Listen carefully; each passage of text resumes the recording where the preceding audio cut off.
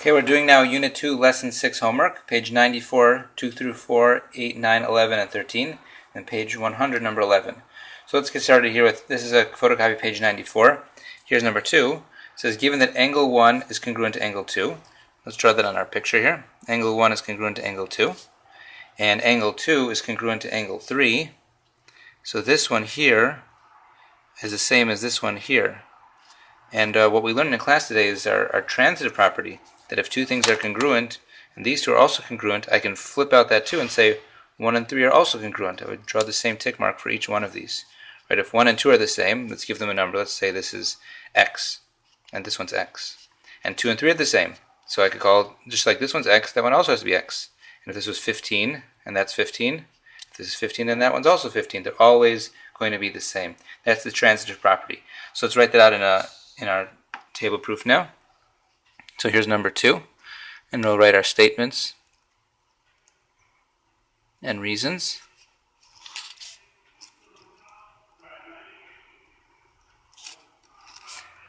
So step 1 here, we have angle 1 is congruent to angle 2, and angle 2 is congruent to angle 3, and that's given. And our second step then is to say that angle 1 is congruent to angle 3, which is what we're trying to prove. And the way we prove it is with the transitive property. The transitive property means things that they can move. We can just flip out. Here we see 1 is the same as 2 and 2 is the same as 3. So logically we'd say 1 is also the same as 3. That's the transitive property. Okay, and let's do number 3. Number 3 says, here we have given angle 1 is congruent to angle 3. So here's angle 1 is the same as angle 3. And 2 is also the same as angle 3. So the same line I drew here, I can draw here for 2 is the same as that. And 2 is congruent to angle 4. So this one, just like I drew a line here, I could draw the same line there. We see all 4 of these are going to have to be congruent. We want to prove that angle 1 is congruent to angle 4. So in order to do that, I would have to do a double transitive property. I'd have to say that 2 is the same as 1 through transitive property. And then I can say that 4 is the same as 1 through the transitive property as well. So let's write that out, our statements and reasons.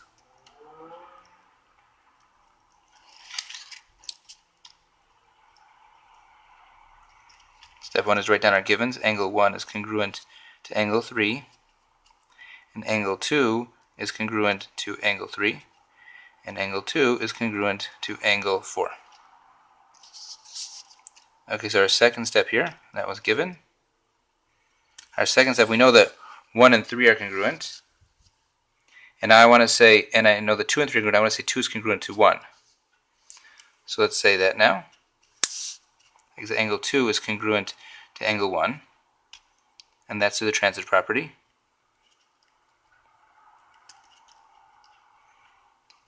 And I can also say now that 2 is congruent to 1 and 2 is congruent to 4, I could say 1 is congruent to 4. Angle 1 is congruent to angle 4, which is what we're trying to prove, and that also is the transitive property. Right, you could probably see that in the picture very easily. Once I know that, or even looking here, 1 is the same as 3 and 2 is the same as 3, which means 1 is the same as 2. And 2 is the same as 4, so if 1 and 2 are the same, and 2 is the same as 4, that means 1 also has to be the same as 4. You can see it looking at the numbers, you can see it looking at the picture, and we proved it just using the transitive property twice. Okay, let's do problem 4 now. Problem 4 says, given BC plus BE is equal to AD, so this is BC, and this is BE, and they're equal to this whole long thing here. Okay, and we know that BE is equal to EF. BE and EF are going to be the same length, so I can draw tick marks there. This length here is the same as that length there. So I want to prove that BC, oops, I think I drew this one wrong. Yeah, let's start over. Let me redraw this picture. I'll draw it on our paper right here. Sorry about that, you gotta be careful with the letters each time. So we had A, B, C, D, E, and F. So we start out by saying that BC plus BE, so this is BC, this part here, plus BE, this part here, are going to be equal to the length of AD, which is this one here. So these two little ones add up to that one. And the second thing we're saying is that BE and EF are the same. So here's BE and here's EF, and these are going to be congruent. Now I want to be able to say that BC plus EF is going to be congruent to AD. And for that we're going to use the substitution property. If I know that these two are the same, I can substitute one out for the other. Just like I said BE and BC add up to AD, I can say that EF and BC can add up to AD by switching out BE and putting in ED, because they're the same length. That's what we said in the givens. So let's write that out in our proof here. So we have statements and reasons. First is to write out our givens. We have BC plus BE is equal to AD, and we have BE equal to EF. That's given. And my second step is now to go ahead and say that BC plus EF is equal to AD. And for this we use the substitution property. So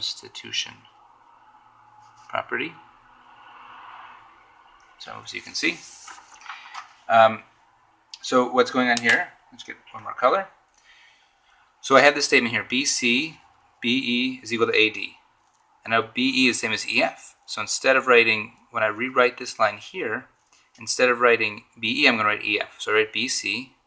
Instead of BE, I'm going to write EF here, equals AD. I just substituted, I flip-flopped these two, BE and EF, because BE and EF are the same, and that's the substitution property. Because we're not just flipping it out like the transitive property, but we're substituting one into another equation, not just saying they're all congruent. Okay, let's move on to number 8. Number 8's on the next page here on 95. It says the complement of an angle is 24 degrees more than twice the measure of the angle. Find the measure of the complement. Okay, so again we said before, if we have an angle, let's call our angle x. So our angle is x long. So the complement of x would have to be 90 minus x. Right, that's an angle, and that's its complement, because we said a complement is when two angles add up to 90. So whatever you make this be, this one will have to add up to 90 if you take 90 minus it. So if this is 30, this is 90 minus 30, or 60. If this is 1 degree, this is 90 minus 1, which is 89. No matter how you work it out, they'll always add up to 90. So we're going to take the complement of an angle, which is calling 90 minus x. 90 minus x is, which means is equal to, remember that from last year, is means equals, 24 degrees more than, so 24 more than, so then this amount, then twice the measure of the angle, then 2 times the measure of our angle, which we called x. Right, this is twice the measure of our angle, and this is 24 more than twice the measure of our angle, and that's going to be equal to the complement of the angle. Now find the measure of the complement. So now we're back to our regular algebra problem here. Let's go ahead and solve this for x. So we have 90 minus x equals 24 plus 2 times x is just 2x. So let's add x to both sides. And get 90 equals 24 plus 3x. Let's subtract 24 from both sides. There you'll get 66 equals 3x. Divide both sides by 3. You get x equals 22. And that was the measure of our original angle, and that's what we were trying to find the measure of the complement. So the measure of the complement is going to be 90 minus x. Remember, so this was our original angle. This is the complement, 90 minus x. And x we said is 22, so 90 minus 22 is 68 degrees. That's the measure of the complement. Okay? Let's do now problem 9. So number 9 has another picture here. It says angle W is congruent to STV. So here's angle W.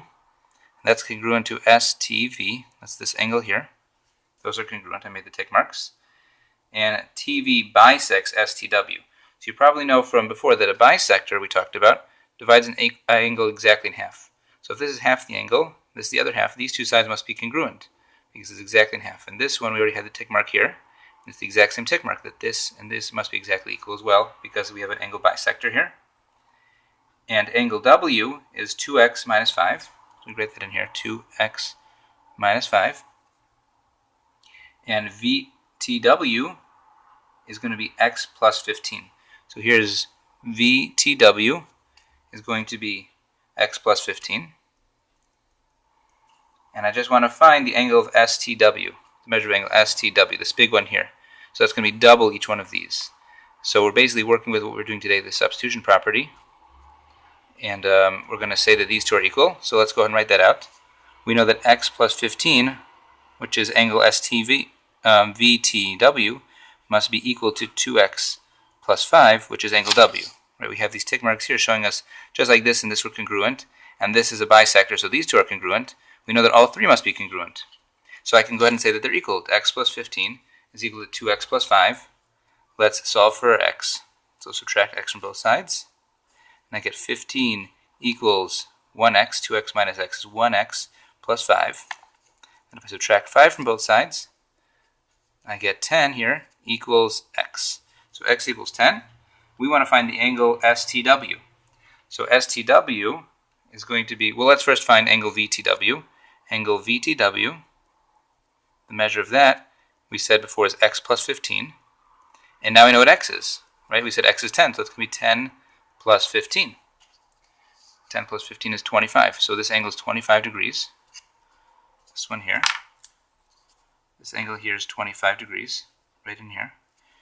And I know it's an angle bisector, so this one also must be 25 degrees. And if I add the two of them together to get to what I'm looking for, which is STW, I just add those two together, 25 here and 25 there, makes 50 degrees. So the measure of angle STW is 50 degrees. So here I wrote 250, I meant 25. Great, and that is our solution. Okay, and now number 11.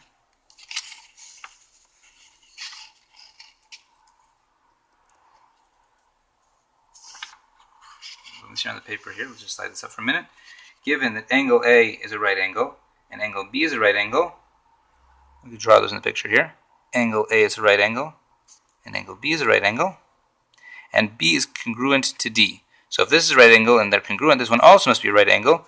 We want to prove that angle A is congruent to angle D. We're going to do that again with our transitive property, which we were working on in class today. Oops, I'm sorry, that was number 13. Let's do number 11 first. Number 11 says, given angle 1 is congruent to angle 2.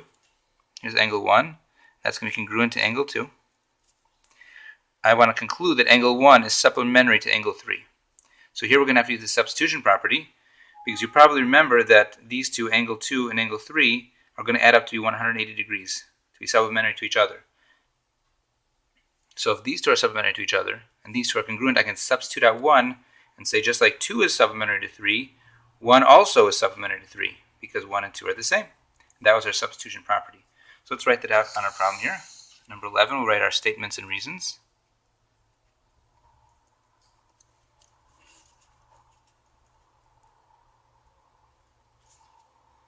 So number 1, we write our givens. Angle 1 is congruent to angle 2. And angle 1 is supplementary to angle 3. And that is given. Okay, our next step is to say that angle 3 is also supplementary to angle 2. Let's set a focus here. Because we see them make a straight line.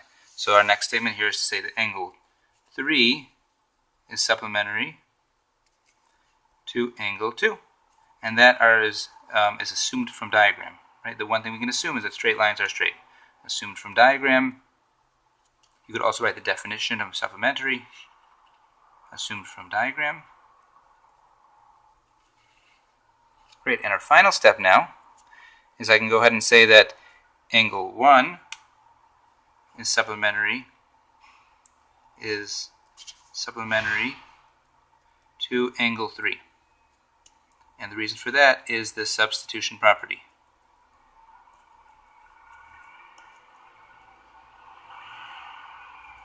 Right? And you can see that here we said that 1 and 2 are equivalent, they're both congruent.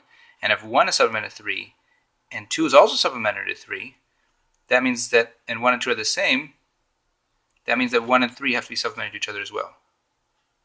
Oh, I wrote that. Sorry, this wasn't a given at all. This was what we're trying to prove. Sorry about that. So we know 1 is congruent to 2. If 3 is supplementary to 2, that means we could take this and substitute out this 2 and write in 1 here because it's exactly the same thing. So I could say just like 3 is supplementary to 2, 3 is also supplementary to 1, which is what we're trying to prove, and we prove that with this substitution property. Okay, now we can move on to number 13.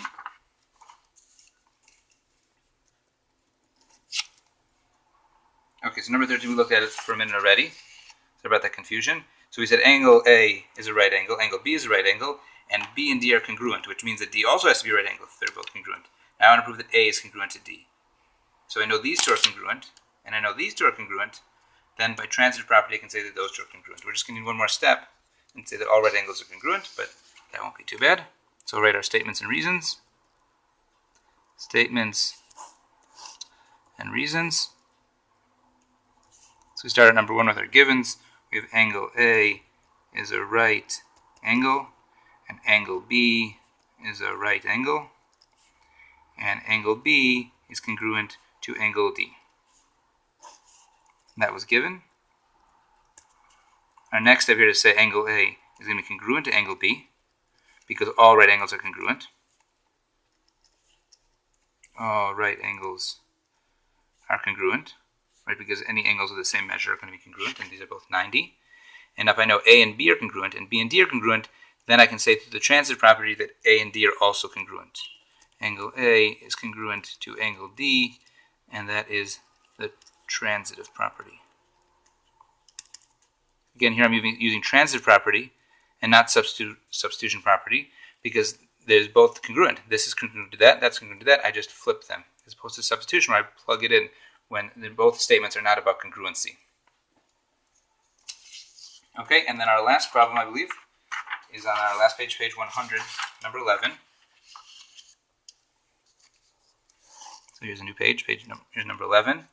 And it says here, given GD bisects CBE. So here's GD, and it's bisecting BCE. So it means these two are going to be congruent, just like these two will be congruent. Right, because here's a bisector, and it's bisecting these two, so that has to be the same as that. That has to be the same as that. Or bisects CBE, right? So this we'll know from vertical angles, but we're not going to write that in just yet. Conclusion is that angle 1 is going to be congruent to angle 2. So great, so you can probably see here that angle 1 and angle 3 are vertical angles, which is what we learned about in the previous lesson. So if 3 gets 1 tick mark, 1 also has to get 1 tick mark. And if 1 and 3 are congruent, and 3 and 2 are congruent, that means that 1 and 2 also has to be congruent. That is, again, the transitive property. So let's write that out here, our statements and reasons.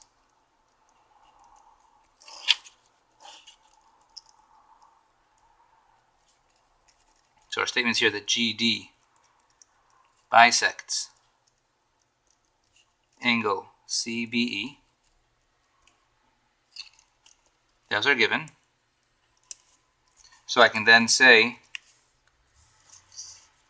that angle 2 is going to be congruent to angle 3.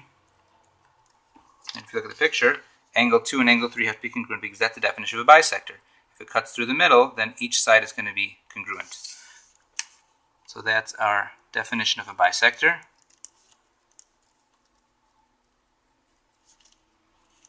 And my next step now is to say that angle 1 and angle 3 will be congruent because these are vertical angles. Angle 1 is congruent to angle 3 because they are vertical angles.